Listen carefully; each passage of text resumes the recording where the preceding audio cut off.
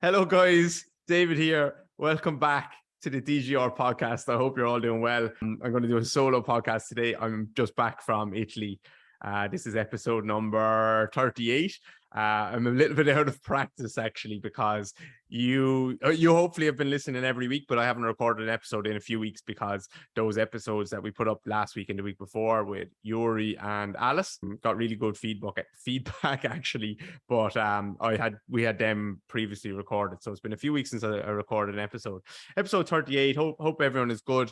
I'm going to do a solo podcast today, so I put up a Q&A on Instagram. Honestly, highly recommend doing Q&As if you're interested in Instagram and getting a bit of clout from there. What better way to know what people like? What do people want you to talk about? Everyone's always trying to figure this out. What should I talk about? Just ask people, put up a Q&A and then talk about the things that they are asking you. And even in like Instagram story, yeah, of course, you can answer them in an Instagram story, or you can answer it in a post, or you can answer it on a podcast or whatever. So easy content there. So I'm going to answer some of those questions. Here is a couple.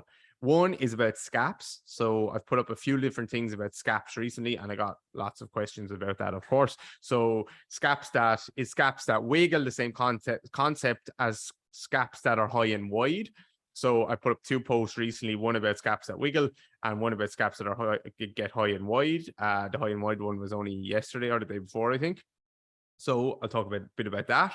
That could take a while, to be honest, but I think that's an interesting one. And like, you don't see this stuff anywhere else really. So I think that doesn't mean like just because it's novel-ish doesn't mean it's super important necessarily, but I think it's really important. And just because you haven't heard about it before either doesn't mean it's not important. I think it is really important. The other one, what is something about social media, so I'll answer that as well. And then another one about prehab. So I have a few other ones, but we'll see how long it goes on. I always say like, okay, this is going to be a short podcast, and then it goes on for ages because I talk too much probably. But then again, it is a podcast where I'm supposed to talk. So yeah, Italy was absolutely brilliant. Loved it. I don't really love city breaks usually. I would prefer to be like, I don't know, out by the beach. Not actually, I don't really lie down by the beach either, to be honest. So what do I like? I like kind of adventurous little holidays where there's a mix of sun and sea and pool and food and drink and all that stuff. And city breaks usually don't do it for me, but Rome was unbelievable. I would definitely I left Rome and I was thinking I'd go back to Rome like in a few months' time or next year easily, no problem at all. Really, really good. Now it was very hot at some points, or most of the time, to be honest. It was really, really hot. But in fairness to Rome, like everywhere has very good aircon, first of all. So like you're just nipping into shops and cafes and restaurants and all that stuff. So it all has good aircon. Outside, they have them fans that blow the like mist at you as well. So they're quite nice, I will say. And there's also like big, high, tall buildings so you're rarely walking in the sun that much. You're always in the shade. Now, obviously it's humid and it's hot, but you're in the shade at least so you won't get sunburned. Now, what I will say is we wouldn't get sunburned anyway, because for the last 10 years, Kira has been saying, so basically I came back from Italy with zero tan, which is disappointing because I'm going to be going to the States in a couple of weeks. And here's Roxy choking on something. Okay, Rox, sorry. So it is disappointing because we're going to the States in a couple of weeks and it might have been nice to have a little bit of a tan going, but Kira was like so warning me about getting sunburnt in the sun in Italy, which is fair enough. And for 10 years, she's been saying she never tans. She never tans. All she gets is a couple of freckles and she stays like white all the time. I actually listened to her for the first time ever and like let her put sun cream on me and put sun cream on myself whenever she told me, which was 50 times a day, and it's factor 50. Guess what? Within like about a week in, I said, Kira, I don't tan either now. And it's because she's just using too much sun cream. So I don't know what the moral of the story is. Like, there must be a fine line between actually getting a nice tan and getting some sun on your skin and absolutely lathering your and like and getting cancer is the other end of the spectrum. So like there must be a fine line, but from now on I won't listen to Kira who says she can't actually tan. I presume she can tan, she just lathers herself in sunscreen. So anyway, that's neither here nor there. So Rome was phenomenal. Like Colosseum, I heard people saying it was overrated before. It's not like the outside of it like blows your mind to see it. Inside, it's very good. It's definitely like if you're in Rome, you're going to go to see the Colosseum, and it's definitely worth it. And obviously I did that little picture with Russell Crowe in there, so I thought that was funny.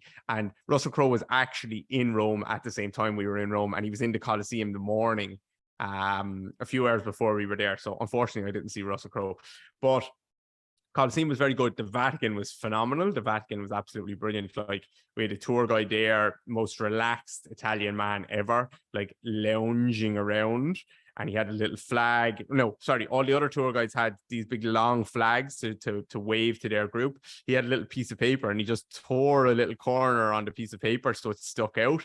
And he was just sticking that up in the air. And obviously you have your earpiece, and he was saying, look at my flag, follow my flag. This is all he kept saying for the tour, obviously in between when he was explaining things. But the Vatican was unbelievable. I'm embarrassed to say we didn't go to St. Peter's Basilica. We kept saying, so that day we were in the Vatican, we had dinner or something booked, so we couldn't go that day, and we said we'd go back the next day, and then we said we'd go back the next day, so we didn't make it back there. It's a good excuse to go back to Rome, because that is actually maybe, so according to a lot of people, that's supposed to be the best thing to see. So that was great. Trevi Fountain was cool. The Pantheon was cool. Colosseum was cool. The Vatican was phenomenal. The Sistine Chapel was unbelievable. I sat in there for about half an hour. I actually, because he gave us a story before we went in of like, this is all the different paintings on the ceiling, blah, blah, blah. This means this means this. And like, that was, honestly, that was brilliant. So apart from that, like food and drink was amazing. I have put on a few kilos, unfortunately, which is disappointing because like I'm going to be teaching in America in a couple of weeks' time. I was trying to get back in shape. I got out of shape over COVID because I was on like a few different reasons. Like I don't want to make excuses, but I was working like 18 hours online all day because our business was just doing really well. And I just wanted to ride that wave. And I was having like also some neuro problems from concussions and double vision stuff that I had, and like that got really bad around that time, and training just felt disgusting for me. Like if I trained, I could have a headache for 3 days after it. So like I got out of shape for the first time ever, and then I got back in better shape before the wedding. Not great, but like better. I lost some weight. And then like since the wedding, like we've had a wedding and we've just had barbecues and drinks with people, and then Italy and all that stuff. So it's disappointing that I'm not going to be in as good a shape and have a nice tan going to America, but like what can I do? It is what it is. I'll just fix it when I come back from there. So yeah, we went to a friend's wedding in Orvieto then, which was a little bit north of Rome, and then we went down south to the Amalfi Coast, which was unbelievable. I definitely go back there as well. So like Rome was unreal, wedding was unreal, Amalfi Coast was unreal. Very, like in fairness, very expensive for the whole trip, but I always have to just kind of remind myself like we're making memories here. That's what we're doing. Just enjoy it. Like if it's an extra, if something is an extra, if getting a boat there is an extra €50 rather than a taxi, like which is going to be €20, just get the boat. Like I know that sounds easy for me to say because some people might not have that option, but like that's just mindsets around money that I don't know. I just need to snap out of a little bit. Some people like have very little money and they still make the most of these experiences and stuff like that. So I just always try and, not that I'm like, I don't want that to come across as I'm like cheap or anything like that. It's just, if it was for someone else, I'd happily pay it. But for myself, I'm sometimes like, oh no, we won't bother, blah, blah, blah. But actually, no, we should, because why else are we working so hard?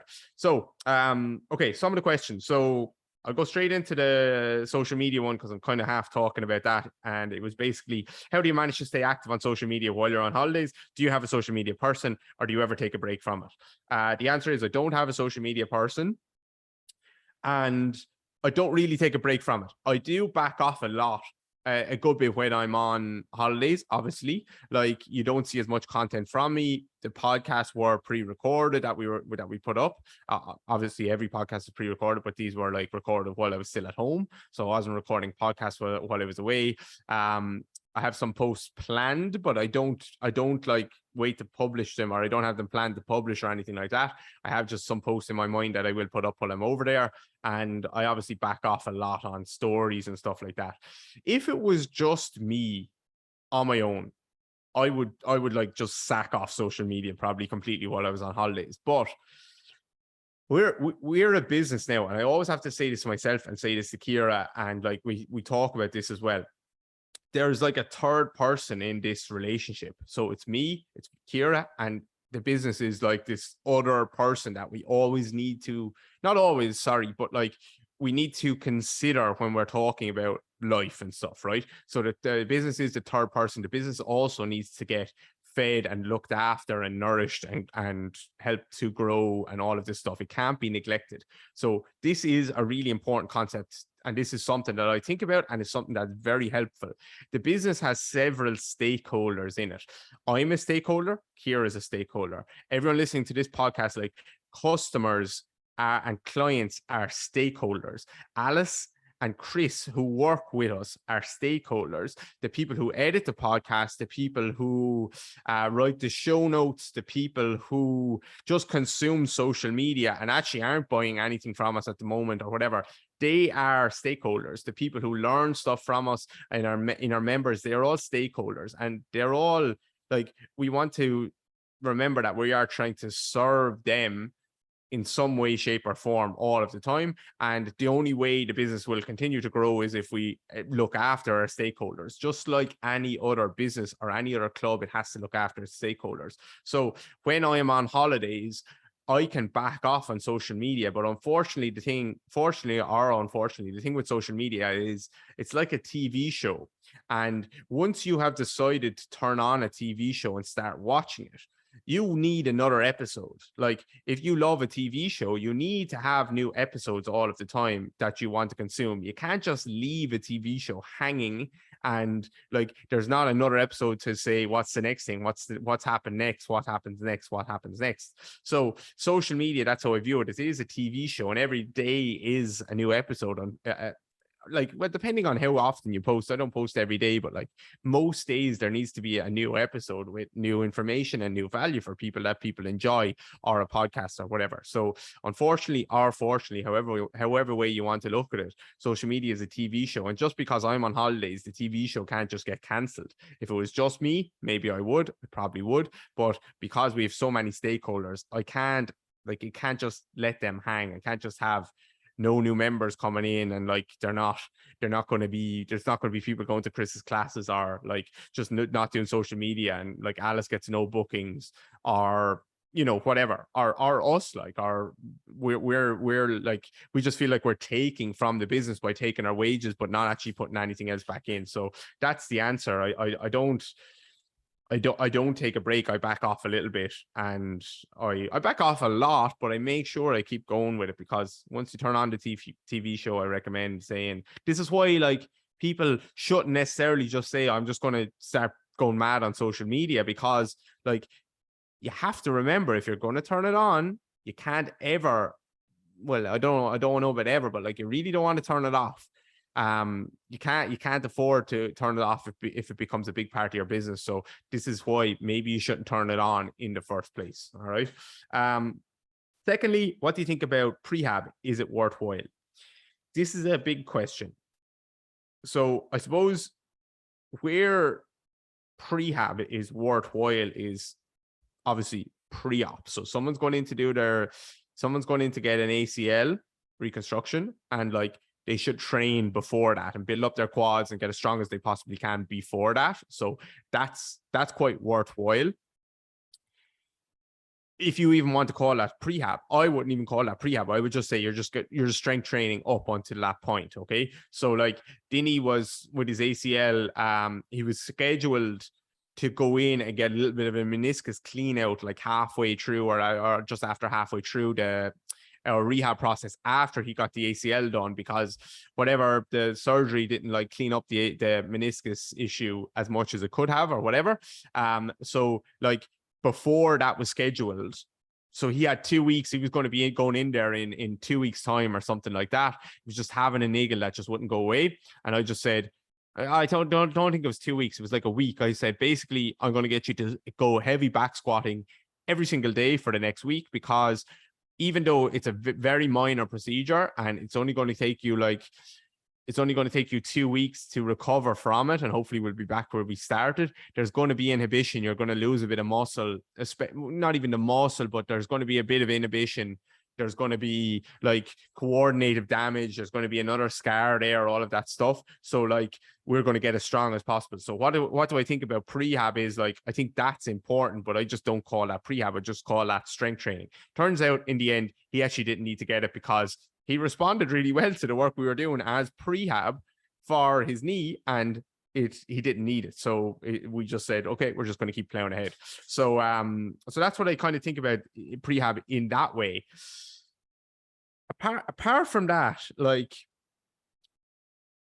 I wouldn't ever really use the word prehab for healthy athletes. A lot of people talk about prehab like for healthy athletes. There's a few things to kind of break down in that regard. Prehab for healthy athletes, it doesn't really make sense. Like, you're not gonna get buy-in by talking about prehab. This is why, like, when you see people doing the glute band stuff, pre-activation, and people call it prehab, athletes are just, well, there's a few reasons, but athletes are just like going through the motions completely. There's a few reasons for that. One is like, they've done it a million times before. Two is it's not actually challenging them in any way, shape, or form, so they can just have a conversation with their friend as they do it. If you can have a conversation with your friend as you do a movement that is supposed to be helping you, then it's very likely that like it's not helping you at all, because there is no challenge. There's no reason for the system to actually pay attention. When there isn't a reason for the system to pay attention, it's not going to cause any adaptation whatsoever, in my opinion. So like, anyway, aside from that, like, there is no buy-in here with prehab, so don't bother. I wouldn't bother using that word. Athletes are interested in one thing, which is performance. They want to perform better, and that's how you should kind of sell that as performance training, strength training, performance training. This is going to make you better at your sport, or whatever the hell a person wants to do. No one really cares about protecting from injuries. No one really cares about that. People say they do, but like, they don't get motivated enough by that to actually train hard. People train hard for performance. They want to be able to jump higher, sprint faster. They want to picture themselves lifting that cup. They want to like get the adulation of fans or whatever. They want to run that mile faster than they did before. They're not thinking about, the only time they think about injuries is when they're injured, or when they have a niggle that's preventing them from performing. But that is still not, they still don't care about the pain. People think athletes care about pain. I played through pain, like the most disgusting pain, for years and years and years. I didn't care about the pain. It was what the pain was stopping me doing, which was actually playing to a level that I wanted to play at. That goes for not just athletes, but any client that walks into your clinic. They don't care about pain. Even though they're on about my back pain, it's what their back pain is stopping them from doing. So you still need to focus on performance, even if it's a 60-year-old woman, or whatever. I don't mean to like single out a 60-year-old woman, but probably not an athlete or a 60-year-old man. You need to think about what the pain is stopping them from doing. So it's performance that you're focusing on, even if that means just playing with their grandkids. Like, that is performance for them. So that's what you need to focus on. That's what motivates people, getting them back to what they love, not trying to protect them from an injury. Talking about prehab and injury prevention promotes like a fragility mindset, where people are afraid to do things, and because I'll get injured, or if I don't do this, I will get injured, which might actually have some kind of nocivic effect, and actually leads them to getting injured because they're so afraid of the movement in the first place. So with regards to like buy-in, it doesn't make sense. With regards to like how I would categorize things, I would categorize things as like strength training, mobility training, power training, more coordinative training, speed training, things like that. Now, even though, and I think I maybe spoke about this on another podcast, but even though you can't really separate things in that way, if you do want to separate things into different categories, then like it's easier to separate things into strength, mobility, speed, power, things like that, categories like that. And I just don't see where like the prehab category actually fits in. What am I working on? Which one of those things am I working on? If I want to categorize things, I would say it's none of them. Just call it strength training or speed training or whatever. And then like that's a good way of categorizing it. That's a good way of getting buy-in from your clients as well. The one thing I will say where prehab kind of comes in is if you're selling fear. So if you're choosing a business model, first of all, choose a business model, right? That, and this, I don't want this to sound like a business chat, but like this is relevant to the industry we're in. If you're choosing a business model, choose a business model that either helps people perform better or helps people get out of pain or rehabs injuries, right? I chose the more rehab route. And people are motivated by that. They are motivated by not being able to do the thing they do. They're not motivated by pain, as I said before. They're motivated by not being able to doing the thing that they want to be able to do. So you can choose two categories.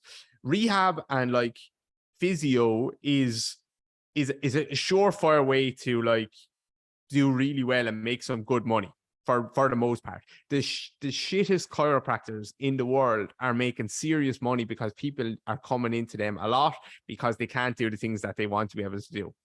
That goes for every other therapist and stuff as well. So that's the easiest way to make like decent money. Performance is harder. Like there is a lot of people in the gym training. There's a lot, like the market is flooded obviously as well. It is a bit harder to stand out in the performance world, but there is physios and chiros and osteos on every single corner of every street in the world, and they're jam-packed and they're doing absolute dog crap with people, a lot of them, but they're still really busy. Whereas trainers are 10 a penny, they come into the industry for a couple of years and then they leave again. So performance is a little bit harder to motivate people and maybe harder to charge as well.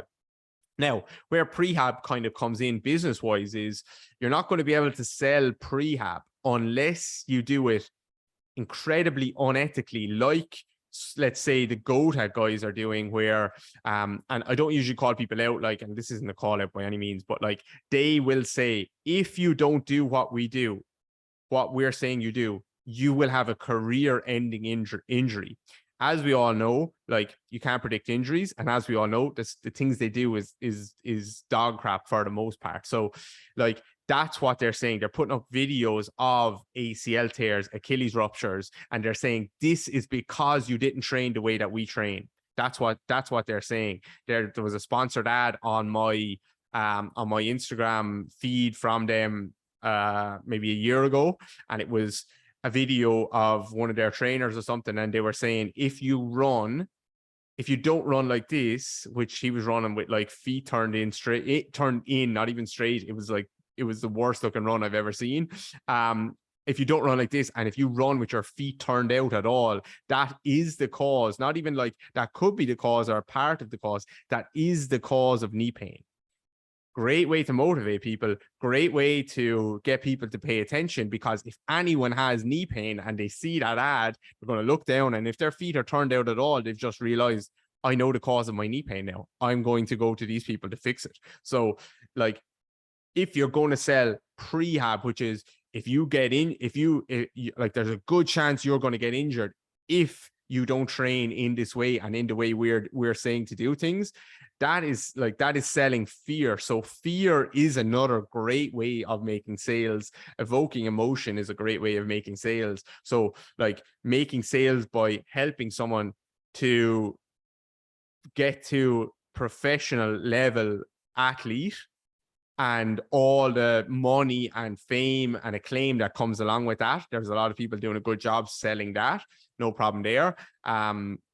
Like they're just posting, like that's what people who post with professional basketball players, let's say, oh, look at me working with this professional basketball player, and now I have a program. If you're interested in becoming a professional basketballer, this is the right program for you. Like that's effectively, they are selling that path and to acclaim by saying you could be like this person if you did this program. Effectively, that's what they're doing. They're selling that kind of emotion.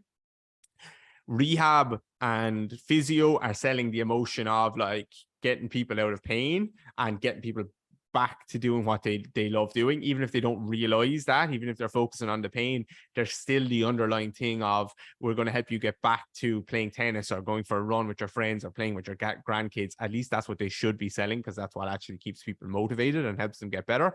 And then the other thing to sell is fear, and it's not something that I would consider selling. I think it's very, very unethically, but it will sell faster than any of the other things because you can just hammer it home. So so that's what I think about some of the things prehab, at least. Okay, last question.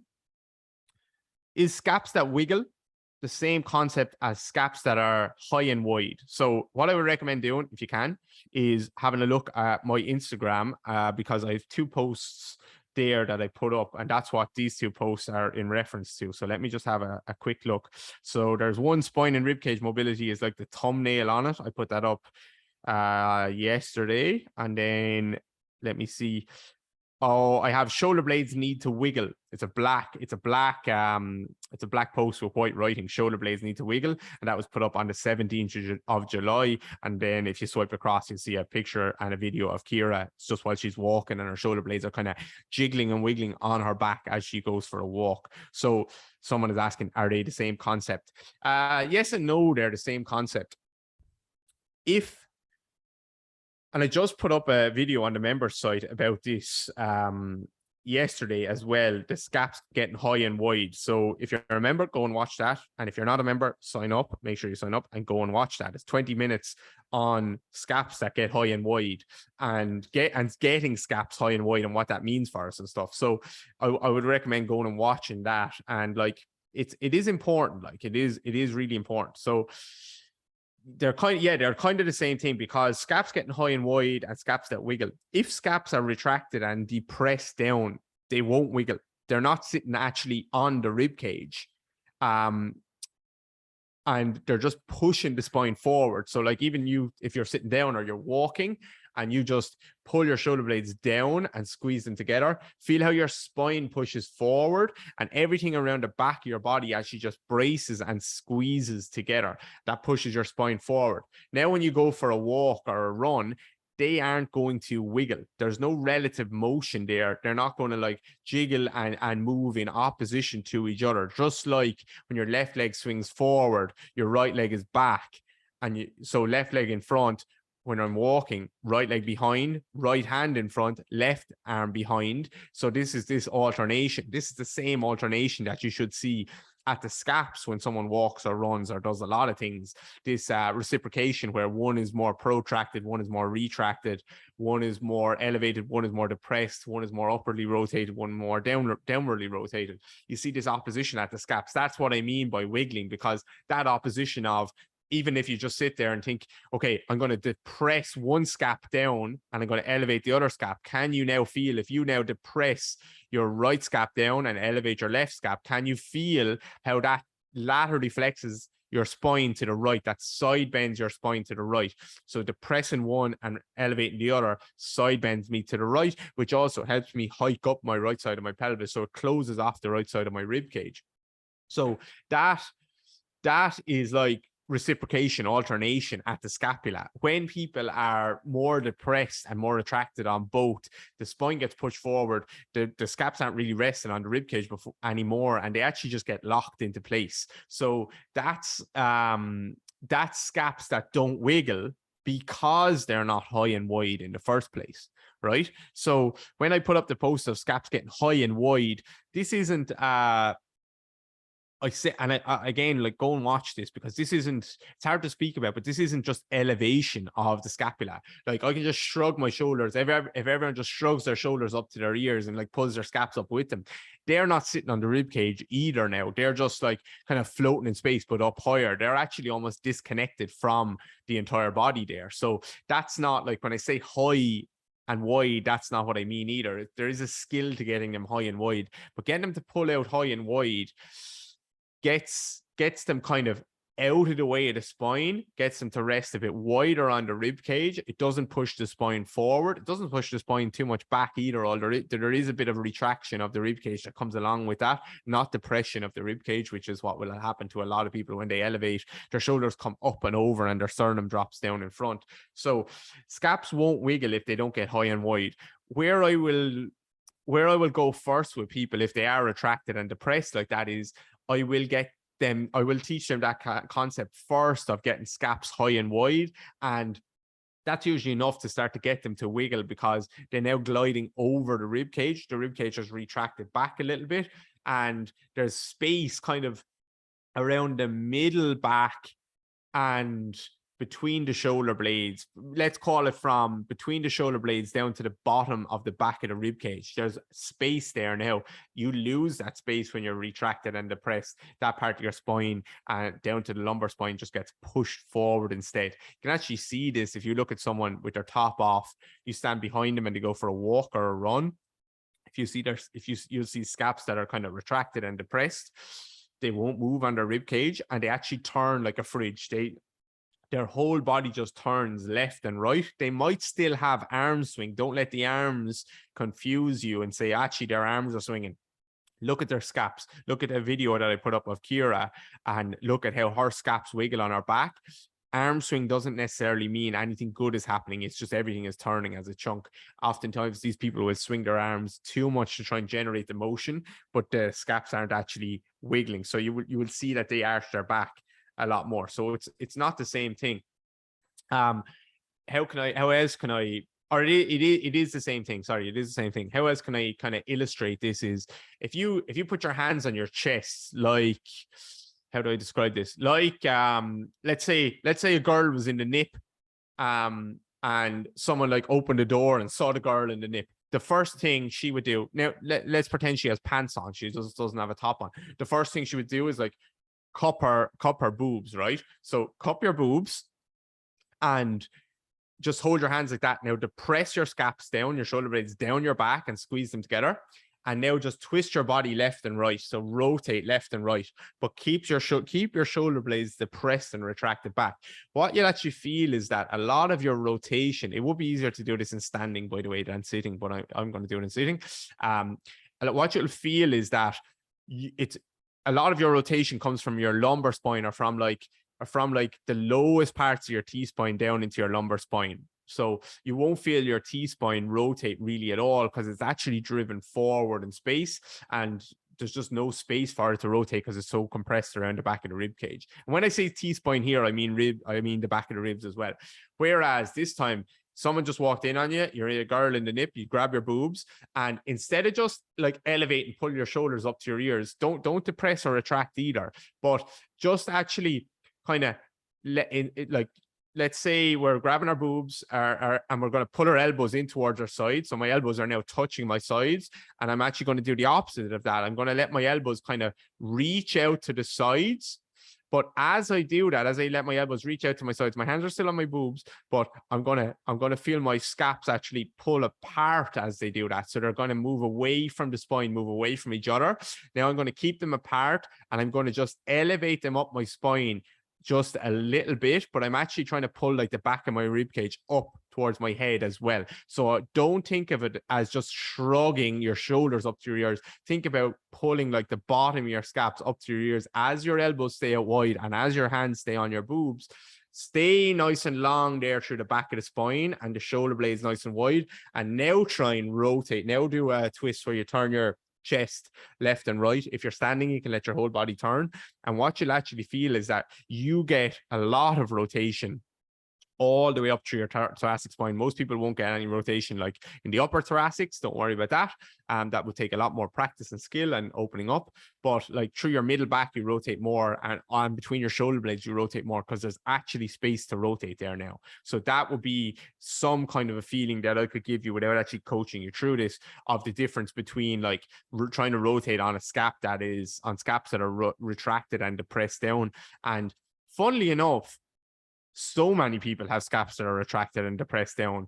They don't realize it. This isn't just like a power lifter thing or things like that. People have one scap that's like super, like just resting in a funny position there, and it doesn't take long to clean up. And it's not that this isn't a postural thing where we're like a visual thing. We want it to look like that. It's a opening up space, and it's a feeling amazing for your shoulders and your ribs and how you actually walk and how you run and all that stuff. So like there's a lot to be said for it. Hopefully that just mini demo of like trying to rotate in one way versus the other way, you can actually feel the difference. Now imagine like actually being trained to do that properly and opening that up. This is actually something that I am considering teaching in our workshops. Obviously they're lower limb workshops, but it's so important that I'm actually considering having a section where I teach this, because like the lower limb is going to suffer if you don't have good arm swing and you don't have space back there. So we are like, obviously in the workshops, I am going to talk about the ribs a bit, and I'm going to talk about it with regards to like, here's what I might do with someone if their ribs are really compressed or like just don't move very well. In sessions 1 to 3, I would try and clean that up as a lot at the same time, like even if it was a foot issue or a knee issue or a hip issue. So I do need to address that in the workshops. But even later on, when we get people up into standing and into the dynamic positions, I might need to address this scap stuff a little bit in the workshops as well, because I don't want to send people off and they have a full plan to rehab their clients from like nothing all the way back into sprinting, change of direction, running, all that stuff, and them to be kind of missing something and not sure what they're missing. Like I've done all the stuff. I have the clinical reasoning. I realize I assessed them well. I did this when I should have done that. Or like, sorry, like I figured out what things I should have done, and I think I've done everything right, and there's something missing. And actually the missing thing was like the scaps were jammed. You never got them moving. The breathing stuff didn't do that well enough, which it won't in a lot of cases. It just won't open it up. It needs to be pulled apart, like almost like by your own body, by your own elbows. You need to actually, I don't mean manual therapy, I mean like actually getting in this position and learning to rotate like that, throwing your body left and right. So I have been thinking about this for the last 24 hours. Do I need to put a section on that in? And the reason I mentioned that is just because that's how important I think that stuff is for lower limb, for walking and for running, to open up that space. And that's how many athletes that and people that I've worked with, where they were missing stuff. They had like athletic groin, pubic stuff, knee stuff, and like we just opened up the upper body. We opened up them scaps. We got them scaps high and wide. We got them wiggling, and suddenly their frontal plane at their pelvis came back. Their frontal plane at their spine came back, and like the pelvis didn't have to keep going forward into a big, huge anterior tilt all the time, putting a lot of pressure on the anterior hip and stuff like that. So, yeah. So anyway, I feel like I've gone off topic, but is scaps that wiggle the same concept as scaps that are high and wide? Yes, it is. But scaps won't wiggle if they're retracted and depressed. So like they have to be high and wide. Then you might teach them to be able to wiggle, but you probably won't need to, because once you get them high and wide and get the ribs to retract back a little bit, if someone needs this, of course, then now they're wiggling already. All right. So wiggle. Okay, so I think that is the podcast. Hopefully it was good. I have no idea. That could have been a complete flop, but yeah. So DGR Interactive, make sure you join up there. We're after passing 600 members, 604 members now, as far as I can see. Or the last time I checked, which is really good. We're on track for the 1,000 members. We're teaching biomechanics in there every single week. If you have about 15 minutes a week, that's the place to be. Every single week, I'll put up a new video. This week I put up that one on the scaps that get high and wide and can wiggle, actually. So go and watch that. Promise it'll change how you actually think about scaps and look at scaps and shoulder blades and ribs from now on. And it's not something that anyone else is talking about.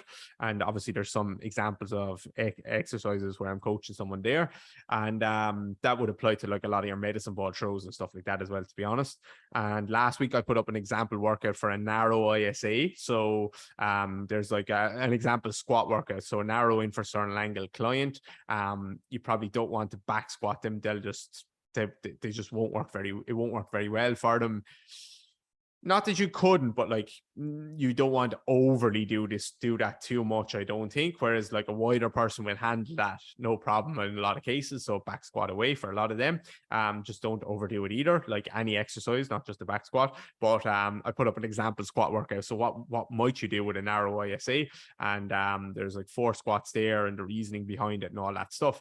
So talk about their sacrum and the position of the sacrum and like nutation, counter nutation, and why. Hopefully that doesn't sound complicated. Like when you see it, super simple, and like why we choose the squats that we choose, or I chose the squats that I chose for that client. So yeah, hope that makes sense. As always, thank you for listening, and give it a share, give it a 5-star if you're on Spotify, or I think on Apple as well. You can give some kind of rating. And actually, what would be nice is, can you leave a little review? I think only if you're listening on Apple, you can leave a little review. So just go and write like, David, love your podcast from John in Spain. Thank you. That would be really good. That's really helpful for the charts as well. So 5-star if you're on Spotify, and a little review if you're on Apple. And yeah, I gotta go. I'll see you guys next week.